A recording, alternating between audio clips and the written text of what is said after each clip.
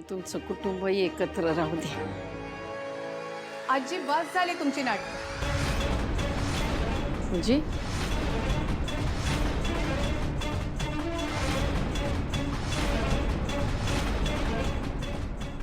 ना हे पैसे अगं काय काय झालं काय?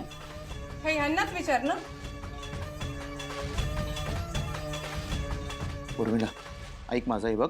अहो सापडलेत 5 लाख रुपये. आणि ते सुद्धा आजींच्या रूम मध्ये सापडले.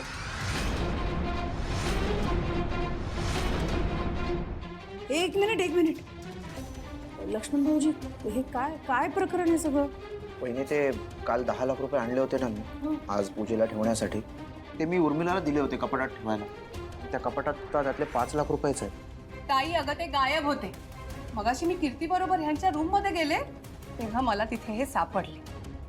ह्याचा काय अर्थ समजायचा मी? अहो काकू पण हे बघा. ए ऐक ना, बास झालं आता माहेर मिरवणं. आणि तू देसाईंची सूनस ना, मग कधीतरी ह्या घराचा पण विचार कर. मला एक कळत नाहीये, ह्यांच्याकडे एवढे पैसे आले कुठून?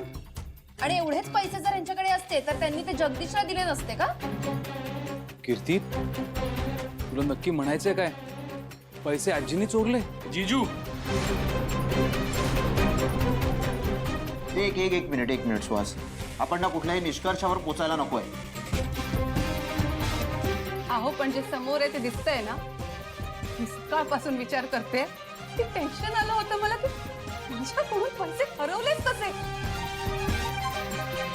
पण ते तर यांनी चोरले होते.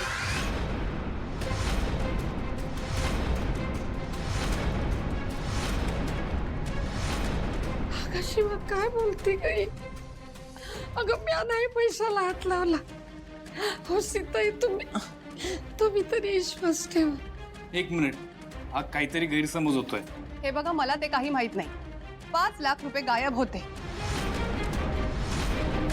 आणि मुळात एवढी मोठी रक्कम ह्यांच्याकडे आलीच कुठून?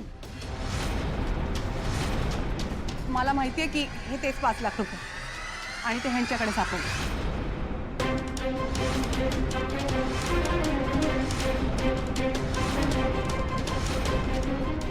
काय आजी सांगा ना, एवढ्या मोठ्या घरात कधी गेली चोरी?